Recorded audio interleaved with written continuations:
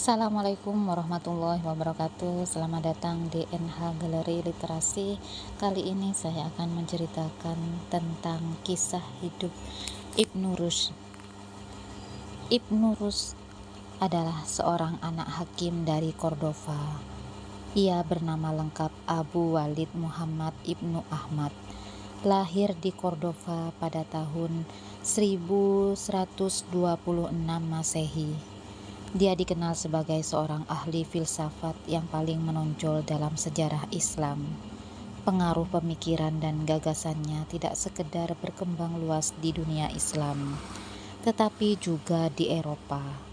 Di Eropa, dia lebih dikenal dengan nama Averroes.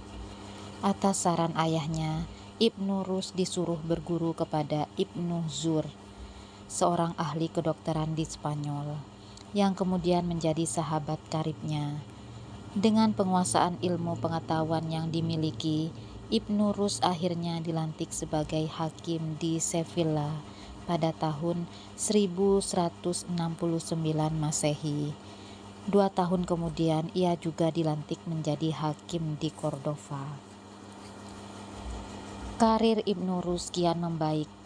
Setelah beberapa waktu menjadi hakim, ia pun dilantik sebagai dokter istana pada tahun 1182 Masehi.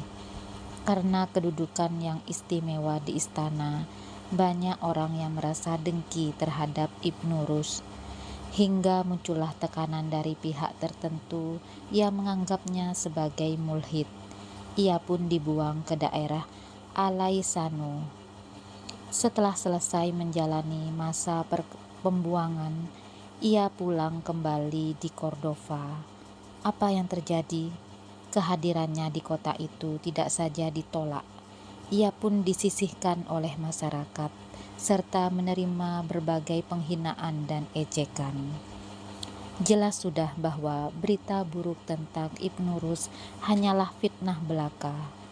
Keadaan itu pun disadari oleh Khalifah Masyur Al-Muwahhidi, sehingga nama baiknya diangkat kembali. Namun penghormatan yang diberikan kepadanya tidak sempat dinikmati karena pada tahun 1198 Masehi ia menghembuskan nafas terakhirnya. Kematiannya membawa kesedihan bagi semuanya. Kerajaan dan umat Islam di Spanyol merasa kehilangan sosok orang yang menguasai ilmu sangat mengagumkan.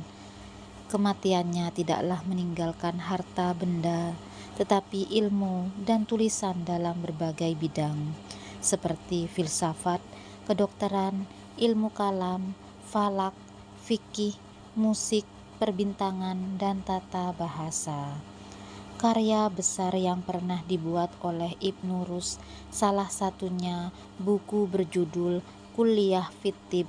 Buku ini terdiri atas 16 jilid yang membahas tentang masalah pengobatan secara umum.